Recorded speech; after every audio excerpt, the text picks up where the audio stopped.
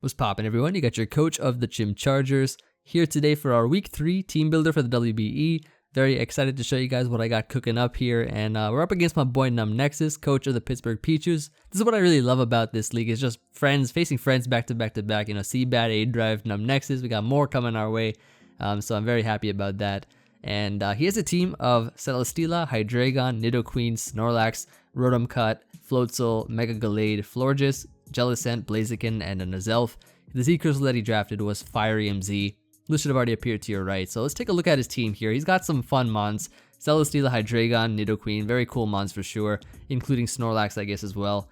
And Mega Gallade is his Mega Pokemon, so that's a mon that can, of course, be very threatening with Swords Dance, Bulk Up, setup options.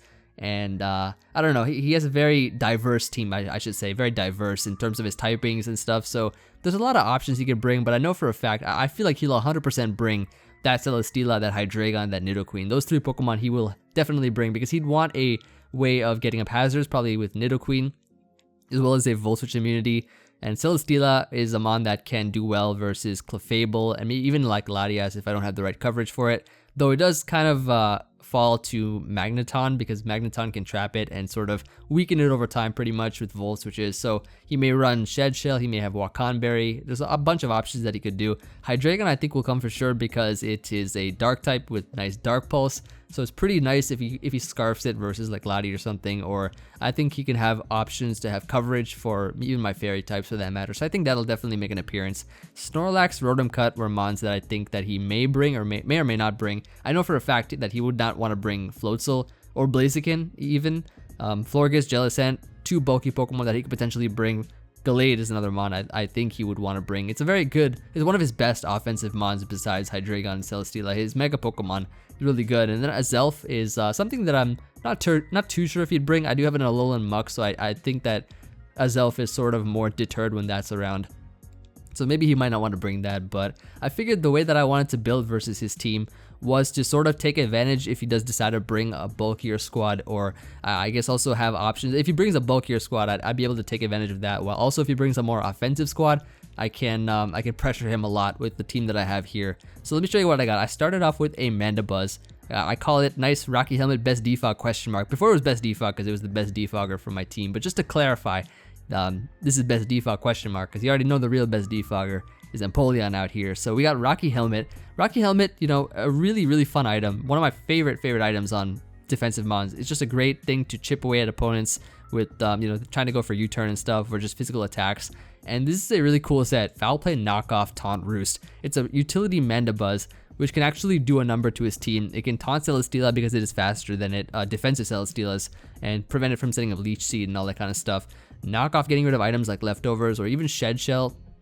Knocking off a Shed Shell can be really great for Magneton to trap it and put in some work, or even that Wakanberry or any kind of item that they have, even Life Orb or something. I don't know, any kind of item.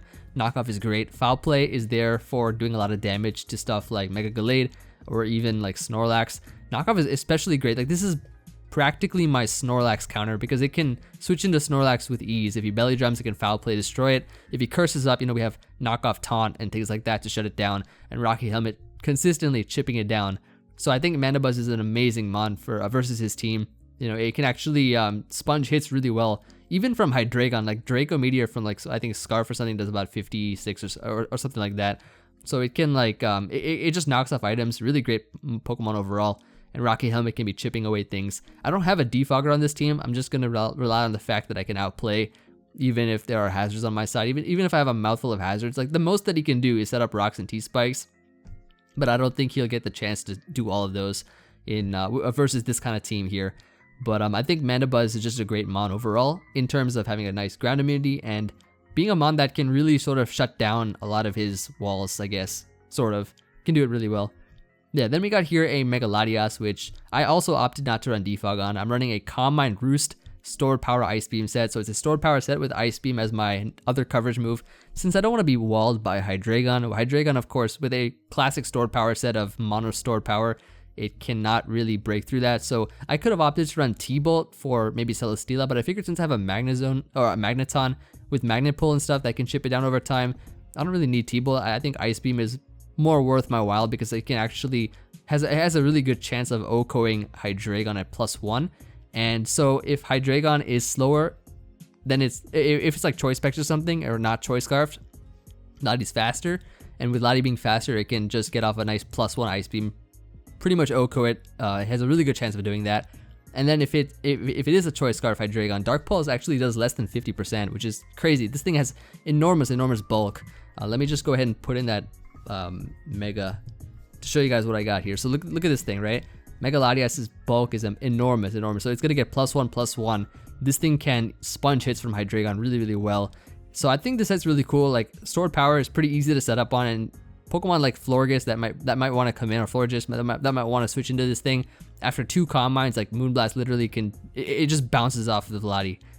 It just sets up and can really sort of take advantage of his team. The only really reliable answer he kind of has is Celesteela, which it has to be a bulky Leech Seed set. If it's some kind of offensive Celesteela, it's gonna fall to this Mega Latias for sure.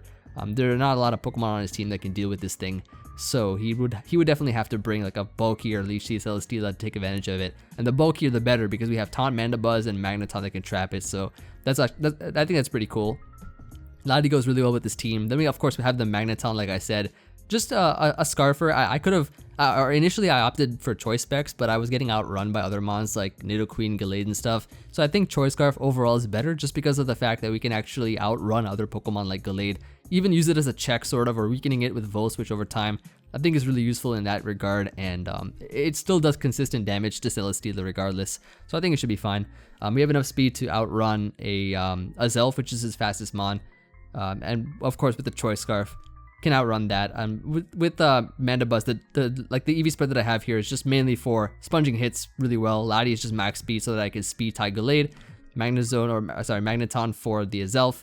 Then we got the Clefable here, base load of the Clefable. This is a really fun set because I have Unaware, and I mean it's just a standard Unaware set, I guess. Wish, Protect, Heal Bell, Moonblast, Heal Bell for any kind of status that he might throw at us, like Toxic and whatnot. I think it's really good when we have a setup sweeper like Lati, or just a mon that needs that reliability in terms of switching into attacks and stuff. With Mandibuzz, Heal Bell can really help us out in that regard by getting rid of status and really not making any kind of Toxics matter or anything, which definitely is a possibility because Lati is a mon that will kind of attract Toxic and stuff to try to wear it down over time, because it's a very difficult mon to take down.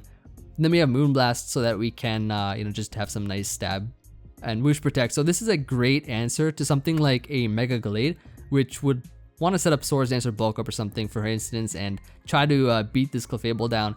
Having this moveset here having Unaware can be really great, so that setup sweepers can't really set up too well. Then we got here a Suicune, which is a mon that is super good versus him.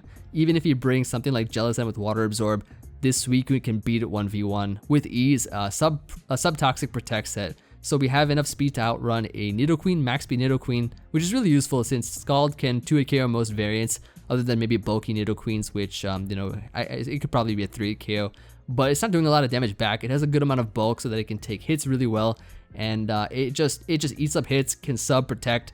My goal with this set here is not to pressure stall, but it's actually to Toxic Pokemon and wear it down, and I guess Toxic stall. But you have my word, I'm gonna be clicking every button within 5 seconds. But yeah, so like Suicune is just a great mon overall. I think it's really great versus his team because Pokemon that he'd have to counter this thing would be like what, Rotom Cut, or maybe like Restox Snorlax or something, which gets destroyed by Mandibuzz, or and as well as Cobalion.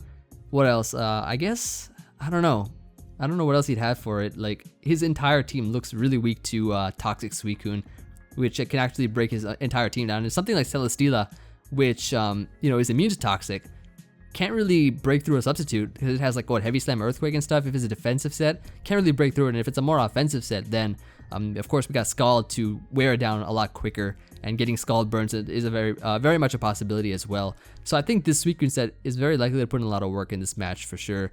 And finally, to wrap it up, we got a Stealth Rocker in Cobalion. Because I figured not to opt for a Defogger for this team, I decided to run Stealth Rocks on my team because I want to be able to pressure him with my rocks. And I've always sort of found that whenever I don't bring a Defogger, whenever I don't plan on getting rid of hazards, I find it a lot easier to get up rocks and sort of pressure him more than I feel pressured, or my opponent, whoever they are. So I think Stealth Rocks is really great no matter what. Whoever you face, I think it's just a great thing to have. And we have Sora's Dance so that we can, you know, I guess 2-hit KO some certain Celesteelas with Sacred Sword, and it can do a lot more damage. We have Steel EMZ with Iron Head so that this thing can actually pose as a pretty big threat to even Nidoqueen for that matter, because it can still do a lot of damage to that with the Steel EMZ Iron Head, the nice Corkscrew Crash, with enough speed to outrun, if I'm not mistaken. I think, what did I set this to? I think I set it to outrun Hydreigon, non-Choice Scarf Hydreigon, I think. So yeah, that's going to be the team. That's pretty much all I got here. Hope you all enjoyed it. Battle going up tomorrow, 24 hours from this video. Should be 4 p.m. I think, Eastern Time, Standard Time. Yeah, you already know what it is. Whenever this video gets up, 24 hours should be when the battle gets up. But that's it from me here. That's it. Yeah, I think it's a cool team. I think we have a really solid shot of winning this game, I feel. So hopefully we can do that. And yeah, make sure you guys check out that Seeking video from yesterday. It was a really fun live.